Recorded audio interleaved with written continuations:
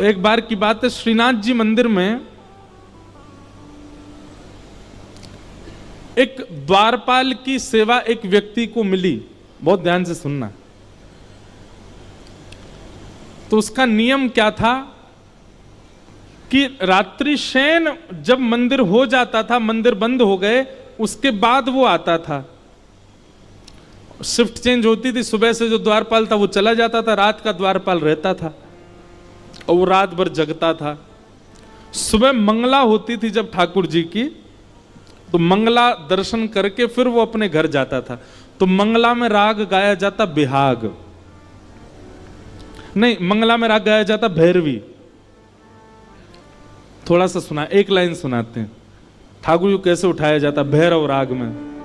मोहन जागिए बलि जई है, लाला जागिए बलि जई, तेरे कारण श्याम सुंदर मैं नई मुरलिया लई। मोहन जागिए बल जई है, लाला जागिए बल जई। अब रोज यही पद सुनता था वो। सुबह अपने घर जाने से पहले ठाकुर जी का दर्शन करता, मोहन जागिए बल जई हैं, लाला जागिए बल जई हैं। दिन में जाके भोजन करके सो जाता था और रात में जब वो ड्यूटी पे आता था तब तक ठाकुर जी का शयन हो चुका होता था। तो रात भर मंदिर की पहरेदारी करता था और वो रात भर यही गाता था, मोहन जागिए बल जई हैं। और हमारे ब्रज का नियम है, अगर आपने रात में भैरव गा दिया तो आपकी सेवा टूट जाएगी, क्योंकि ठाकुर जी उठ जाएंगे, फिर आपको मंगला करनी पड़ेगी ठाकुर जी की। ठाकुर जी की नींद कितनी कच्ची। कोई भैरव रात में गा दे गलती से अगर, तो ठाकुर जी उठ ही जाते हैं। और रात भर मंदिर की पहरेदारी करता, मंदिर के सब लोग तो सो गए जाके, और रात भर गाता, तेरे कारण श्याम सुंदर। और वो तो भाव से गाता था, लेकिन भीतर स्थिति क्या होती, गर्भगृह में भगवान उठ के बैठ जाते। पूरे दिन दर्शनार्थी आते हैं, दर्शन करते हैं, खड़े खड़े हमारे पांव थक जाते हैं। जैसे तैसे रात में सोते हैं, उसमें भी सुबह 4 बजे मंगला कर देंगे आके पुजारी, और जे और रात भर ये बिहाग वो भैरव गाता है।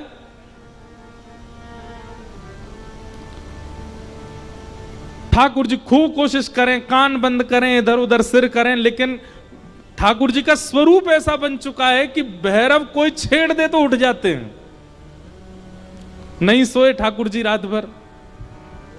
इतने में 4 बज गए, मंदिर के घंटे घड़ियाल बजे, मंगला आरती। सोई ठाकुर जी जाके अपने स्थान पर खड़े हो गए, अब मंगला होगी। कपाट खुले, जय हो श्रीनाथ प्यारे की जय, गोवर्धन नाथ की जय, गिरिराज धरण की जय। गोसाई जी ने आरती वगैरह तैयार करी, ठाकुर जी की आरती करने लगे।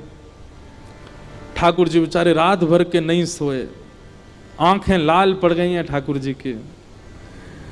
एक दिन हो गया, ठाकुर जी बोले कल बहुत सोऊंगा मैं, आज की और कल की दोनों की निद्रा कल पूरी करूंगा। रात में बेचारे गहरी निद्रा में, जैसे ही ठाकुर जी सोवे गए, शयन आरती हो गई, ठाकुर जी सो गए, सारे मंदिर के लोग चले गए, और रात में आया ड्यूटी पे उसने फिर से मोहन जागिए। और वो तो जिसको गाने की लत होती है ना, वो कुछ ना कुछ गुनगुनाता ही रहता है। ठाकुर जी बोले कहा करूं, या कोई आने तो आकर के मेरी सबरी निद्रा भंग कर दी है। 1 दिन 2 दिन 3 दिन हो गए, ठाकुर जी नहीं सोए। चौथे दिन बंधुओं ऐसा हुआ कि सवेरे मंगला करने के लिए जैसे ही गुसाई जी आए, सो ठाकुर जी अपनी ब्रह्म वेदी पर खड़े खड़े झोंकाले में। गुसाई जी ने तुरंत पर्दा किया, पर्दा करके, जय जय आप सोए नहीं, नेत्र आपके लाल पड़े हैं, और ये इतनी निद्रा क्यों आ रही है? ठाकुर जी बोले जल्दी गोद करो, मुझको नींद आ रही है। और ठाकुर जी गोसाई जी की गोद में ही सो गए। गोसाई जी ने ठाकुर जी की पूरी सेज देखी, कोई ऐसा तो नहीं कि भैया चद्दर में कछु घुस गए हो, ठाकुर जी को कुछ चुभ रहे हो, सब देखा, लेकिन कोई भी ऐसी बात नहीं। आज श्रृंगार आरती 4 घंटा विलंब से हुई ठाकुर जी सो गए। जब ठाकुर जी उठे, श्रृंगार कियो, गोसाई जी बोले जय जय आप सोए क्यों नहीं, कोई पीड़ा आपको?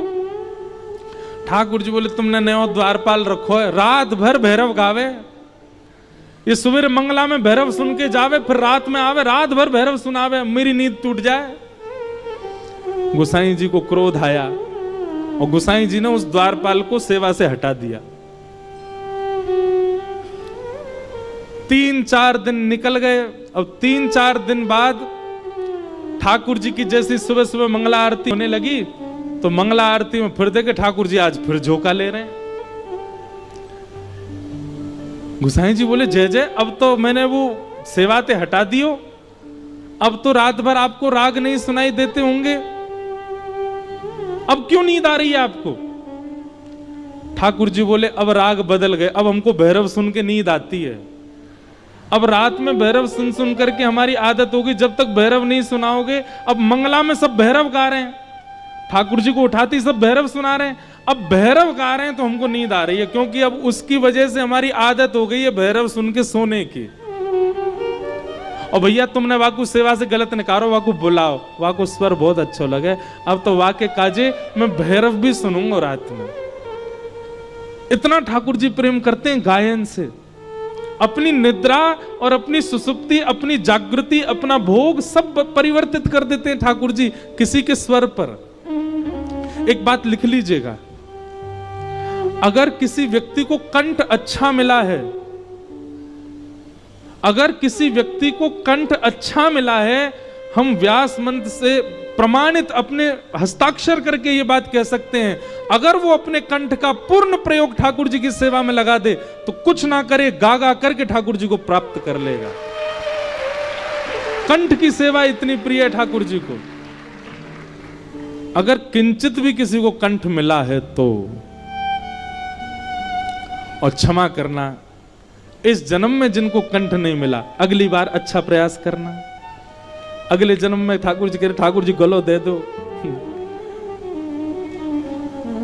और ये बात मैं नहीं कह रहा हूं, अष्टसखा के कुम्मनदास जी कहते हैं कि जिसके पास कंठ है ठाकुर जी उसको निश्चित मिलेंगे, बस वो कंठ से लोक रंजन ना करे, ठाकुर जी को रिझावे।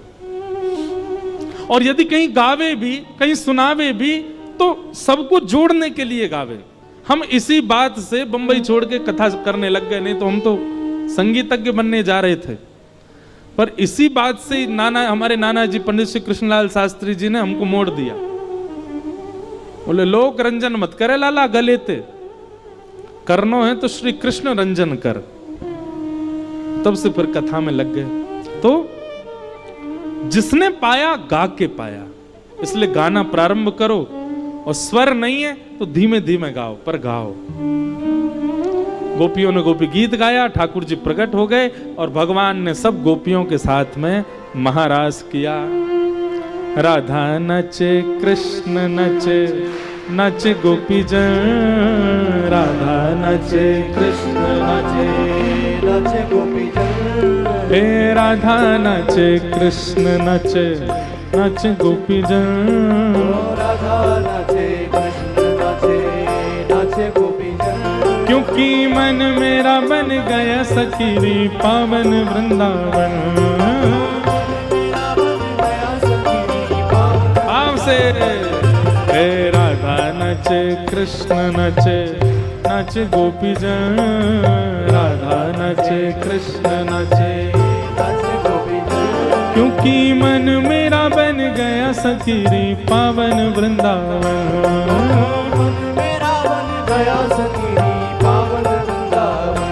हे रास रचो है, रास रचो है, आज यमुना किनारे महारास रचो है, रास रचो है, रास रचो है, आज यमुना किनारे महारास रचो है, रास रचो है, रास रचो है, आज यमुना किनारे महारास रचो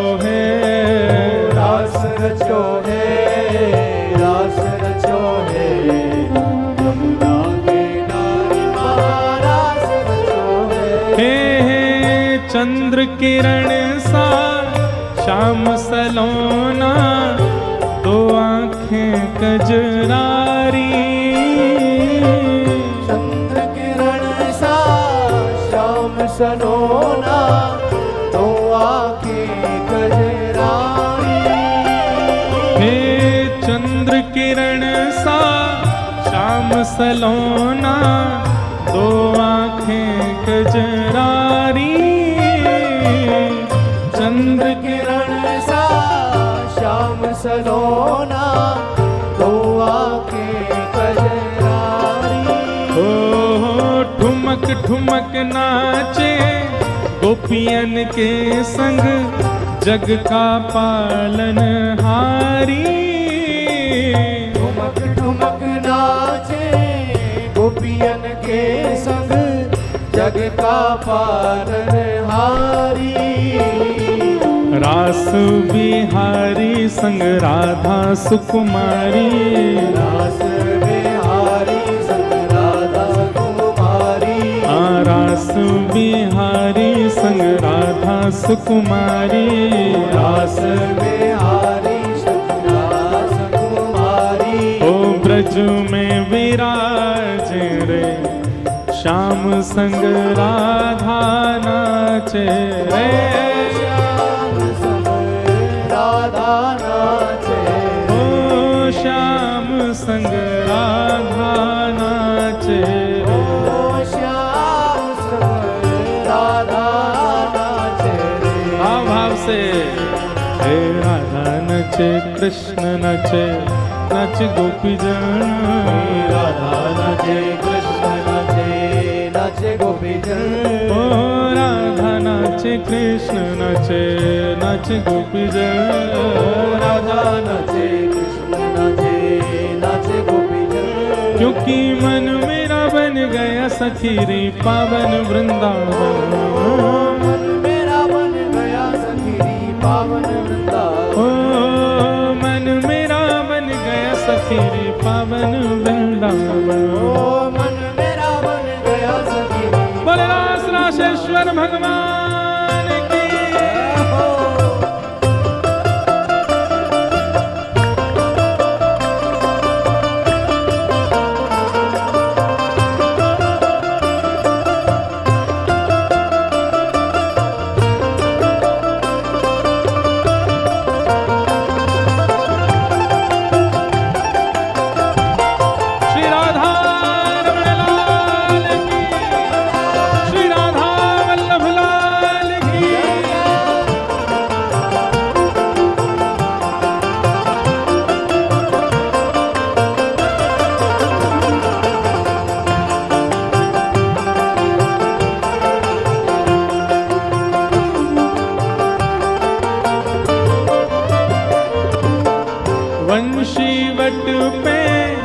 यमुना तट पे कान्हा रास रचावे। ओ बंशी वट पे यमुना तट पे कान्हा रास रचावे। और गोपी बन के शंकर आए, गोपेश्वर कहलाए। गोपेश्वर महादेव की। गोपेश्वर कहलाए। डम डम डमरू बाजे कान्हा की मुरली पे। डम डम डमरू बाजे कान्हा की मुरली पे। डम डम डमरू बाजे कान्हा की मुरली पे। डम डम डमरू बाजे कान्हा की मुरली पे।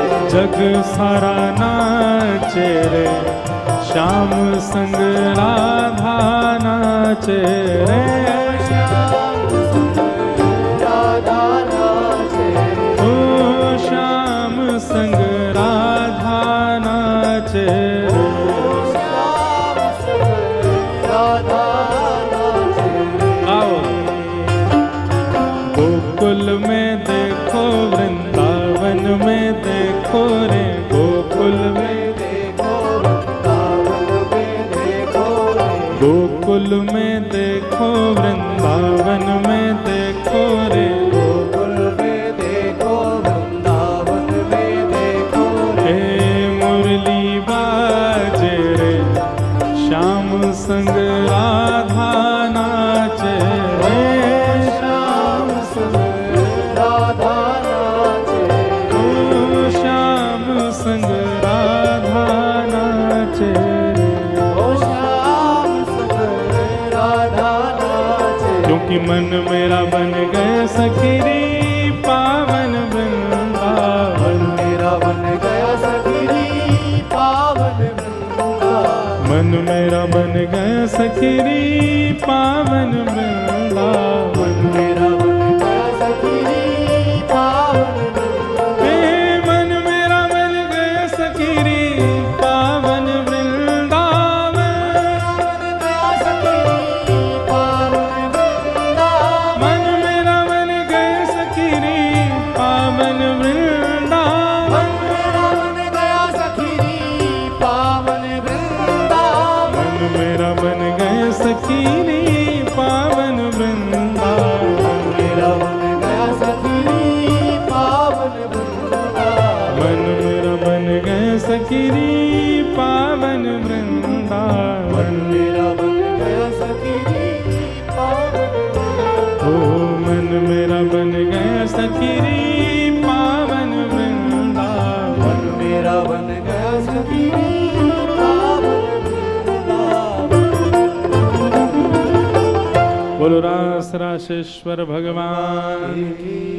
भगवान ने रास विहार किया, तत्पश्चात विराज जाओ लाला, अभी कथा के बाद बुलाए, हाँ अभी बैठ जाओ, हाँ, बैठ जाओ। तो रास विहार की भूमिका भी अद्भुत है, परंतु समय की अपनी बाध्यता है। ठाकुर जी का आज विवाह प्रसंग तक प्रसंग ले जाना है, इसलिए हम कथाक्रम को आगे ले चलें। ठाकुर जी का रास विहार हुआ, तत्पश्चात भगवान ने कई राक्षसों का वध किया।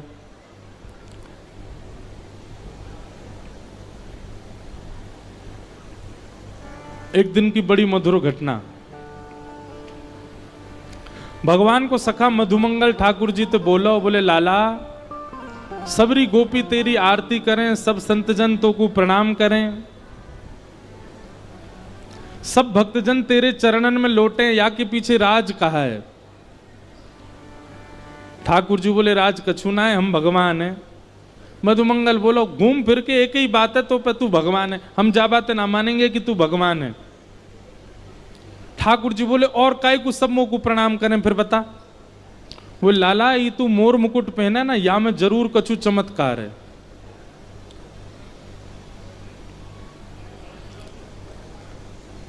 ये मोर मुकुट पहने या में जरूर कछु चमत्कार है, और ये तू कारी कमरी डार के डोले ना, जरूर या में कछु टोना है, यही के मारे सब तोते आकर्षित है जाएं। ठाकुर जी बोले ऐसी कोई बात ना है भैया, इस सबरे मुंह में भगवान देखें या हमारे मुंह प्रणाम करें। मधुमंगल बोलो नहीं, तेरे मोर पिछ में, कारी कमली में, पीतांबरी में, यही में ही कछु टोना है। और मधुमंगल ने मन में विचार करी, काउ दिना में लाला के वस्त्रन को हरण करके मैं पहनूंगा, सब मोह पूजेंगे।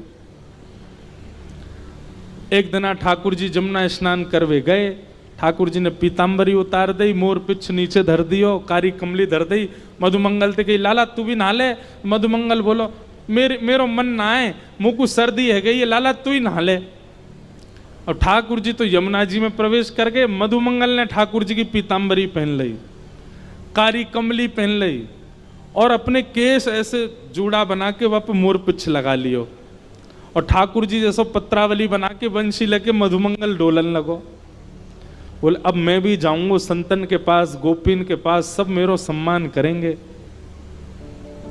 इतने में ही कंस ने एक राक्षस भेजा था, उसका नाम था केसी। तो केसी राक्षस जब ब्रज आ रहा था तो उसने कंस से पूछा कि आपके शत्रु का हुलिया कैसा है। तो कंस ने कहा वो मोर पंख पहनता है, काली कमली डालता, पीतांबरी पहनता, बंशी बजाता, टेढ़ी मेढ़ी चाल चलता है। केसी बोला ठीक है। अब केसी राक्षस जैसी आया, दौड़ रहा था, ठाकुर जी को मिल गया मधुमंगल। अब मधुमंगल को देख करके केसी ने उस पर आक्रमण किया। मधुमंगल ने देखी राक्षस भाग रहा है पीछे। मधुमंगल बोलो लाला पहन के जावे तो सब्बा को प्रणाम करें, मैं पहन के निकलो तो राक्षस आगो। लाला बचाइयो, काना बचाइयो, अरे देख जे राक्षस मुंह को मार रहे हो, लाला मेरी रक्षा कर। ठाकुर जी यमुना जी में तैर रहे थे। ठाकुर जी ने कही मधुमंगल कहां से चिल्ला रहे हो? तभी देखी ओ पीतांबरी पहन के, कारी कमरी डार के, मोर पिछ लगाए डोल रहे, और तभी देखी पीछे राक्षस घूम रहा है। ठाकुर जी यमुना जी से बोले नहीं नहीं लाला मधुमंगल, अब तू अपनी रक्षा स्वयं कर ले। तोते मना करी ना कि यार रूप में कछु नहीं है भैया, मैं जय जय हूं, माने ना है मेरी बात है। मधुमंगल दौड़ता दौड़ता कह रहा मान ली भैया तू ही जय जय, तेरे पाम पूज रहा हूं, तू ही भगवान है, तेरी रोज आरती करूंगा, लाला मोह जाते बच्चा। ठाकुर जी निकल करके बाहर आए और जैसे ही केसी सामने आए, एक मुष्टिक प्रहार किया। एक मुष्टिक प्रहार में ही केसी का वध हो गया। मधुमंगल आयो, ठाकुर जी के सामने आके खड़ा है। ठाकुर जी उसको देख रहे हैं ऊपर से नीचे तक। बंसी बजा के दिखाइयो ने, ना लाला मुंह पे ना बजेगी, तू ही धर अपनी बंसी, तू ही धर अपनो मोर पंख, मोह ना बननो आज के बाद, जय जय तू ही है मेरो जय जय। ऐसे ठाकुर जी ने केसी राक्षस का वध किया। कंस ने अनेक राक्षसों को भेजा, भगवान ने सबका वध किया। नारद जी ने जाकर के कंस को चेताया। कंस ने धनुर्यज्ञ का कार्यक्रम किया और धनुर्यज्ञ में भगवान श्री कृष्ण को अक्रूर जी के द्वारा आमंत्रित करवाया। अक्रूर जी भगवान को लेने के लिए ब्रज गए और भगवान परसों का आश्वासन देकर के ब्रज से मथुरा आ गए। अभी प्रसंग में हम ज्यादा जाएंगे ही नहीं। ठाकुर जी ने आकर के धनुर्भंग किया, कुबलिया पीड़ हाथी का वध किया और कंस का मर्दन किया। कंस वध करके भगवान ने कारागृह से अपनी मैया देवकी को मुक्त किया। नाना उग्रसेन को भगवान ने मथुरा का राजा बनाया और स्वयं भगवान सांदीपनी गुरुकुल पढ़ने के लिए आ गए आपके पड़ोस में। कहां? अवंतिका। सांदीपनी गुरुकुल ठाकुर जी पढ़ने के, ये भगवान का गुरुकुल भी यही है और भगवान की ससुराल भी है। उज्जैन भगवान की ससुराल भी है। भगवान का एक ब्याह उज्जैन में भी हुआ है। कल हम विस्तार से सुनाएंगे ठाकुर जी का किन से ब्याह हुआ, कैसे, बड़ी अच्छी कथा है। तो उज्जैन के जो लोग हैं एक प्रकार से उनके जीजा जी लगते हैं हमारे ठाकुर जी। महाकाल की नगरी के लोग, देखो महादेव और ठाकुर जी का प्रेम अटूट है। कई लोग शैव और वैष्णव होकर के फिर आपस में विरोधाभास कर लेते हैं, ये बहुत बड़ा दुर्भाग्य है। महादेव और ठाकुर जी इतने इतने प्रेमी। एक प्रसंग सुन रहा था मैं कि एक बार महादेव अपनी योग निद्रा में बैठे थे, तो योग निद्रा में बैठे बैठे महादेव को शंख चक्र गदा पद्मधारी श्रीमन नारायण गरुण पर बैठ करके कैलाश की ओर आ रहे हैं, ऐसा दर्शन हो रहा था स्वप्न में। और ठीक उसी दिन वैकुंठ में बैठे हुए शंख चक्र गदा पद्मधारी लक्ष्मीपति श्रीमन नारायण भगवान को उनकी योग निद्रा में महादेव नंदी पर विराजमान होकर के त्रिशूल हाथ में लेकर के नीलकंठ गंगा प्रवाहित हो रही हैं, वे वैकुंठ की ओर आ रहे हैं, उनको ऐसा स्वप्न दिख रहा था। स्वप्न देख करके दोनों इतने व्याकुल हो गए कि नेत्र खोल करके जब देखा, ठाकुर जी ने जब महादेव को सामने नहीं पाया, महादेव ने जब ठाकुर जी को सामने नहीं पाया, तो दोनों दौड़े। महादेव तो दौड़े वैकुंठ की ओर और ठाकुर जी दौड़े कैलाश की ओर। और तभी बीच मार्ग में दोनों का मिलन हुआ और जैसे एक दूसरे को देखा, प्रेमाश्रु से इतना इतना इतना अभिसिंचित कर दिया एक दूसरे को, कंठ से दूर ही नहीं हुए बहुत देर तक, कंठ से लग गए एक दूसरे के।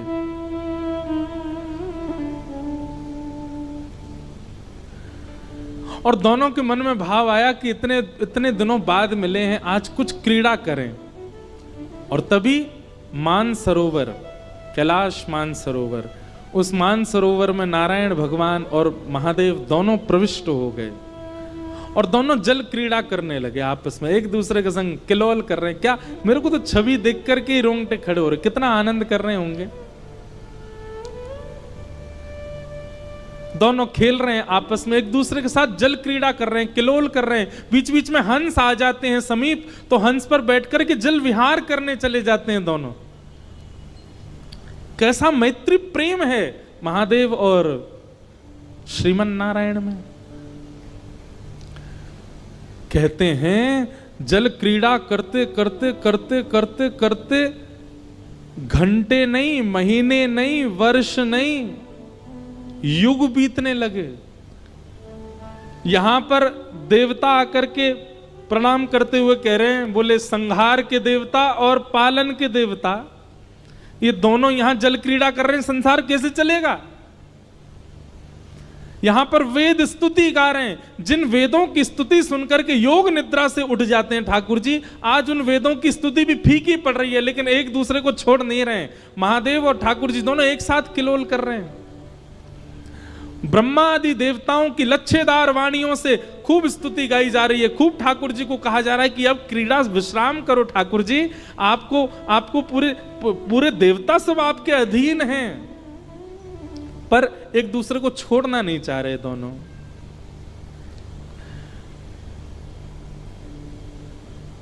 सूर्य चंद्र सब विचलित होने लगे। क्यों? इनकी आज्ञा से पूरी सृष्टि चलती है और ये दोनों यहां किलोल कर रहे हैं।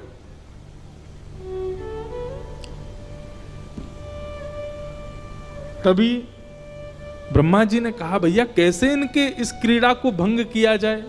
अच्छा, एक बात और, क्रीड़ा इतने तन्मयता में दोनों कर रहे हैं मानसरोवर में कि क्रीड़ा को विश्राम कराने के लिए जो आ रहा है वो भी भयभीत है कि कहीं मेरी वजह से क्रीड़ा टूट गई और इन दोनों ने कोप भर के मुझे देख लिया तो मेरे तो प्राण निकल जाएंगे।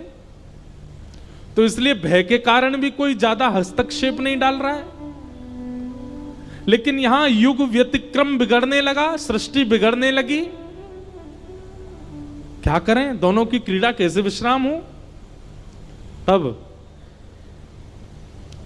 सप्त चिरंजीवी आए और उन सप्त चिरंजीवियों में श्री हनुमंत लाल जी सामने आए और सब देवताओं से कहा कि सब लोग बैठ जाओ और बैठ करके मेरे साथ कीर्तन करो।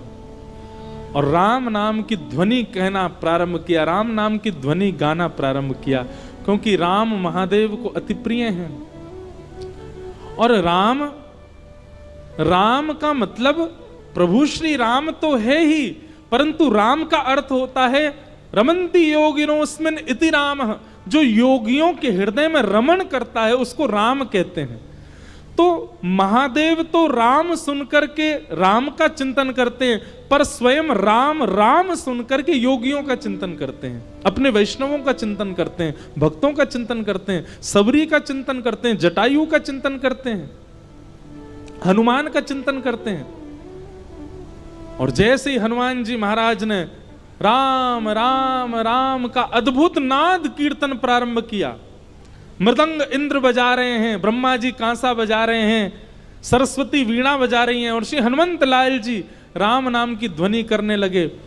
ध्वनि करते करते करते करते स्थिति हुई, 33 कोटि देवता ऊर्ध्वबाहु होकर के नृत्य करने लगे। चारों तरफ के पर्वत श्रृंखला हिमालय भी नृत्य करने लगी, आकाश नृत्य करने लगा, पाताल नृत्य करने लगा। जब सब राममय हो गए तब महादेव के कानों में जब वह राम ध्वनि गई, एक क्षण के लिए महादेव के नेत्र बंद हो गए और प्रभु श्री राम की वह मोहिनी मूरत, वह सांवरी सूरत, वह अत्यंत कोमल रूप उनको चिंतन में आने लगा और क्रीड़ा करते करते महादेव शांत हो गए।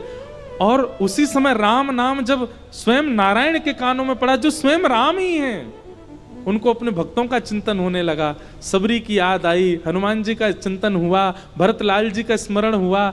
ये सारे स्मृति होते होते दोनों की क्रीड़ा जैसे विश्राम हुई, विश्राम होते ही सब देवताओं ने हनुमान जी को प्रणाम किया। बोले जय हो हनुमंत लाल जी, कृपा आपकी, जो आपकी वजह से ये क्रीड़ा विश्राम हुई, नहीं तो ये क्रीड़ा करते रहते और पूरी पृथ्वी डामाडोल होकर के रसातल में चली जाती।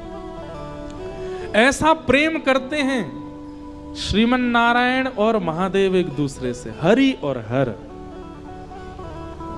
इसलिए मैं तो कहता हूं कि कभी महादेव के दर्शन करने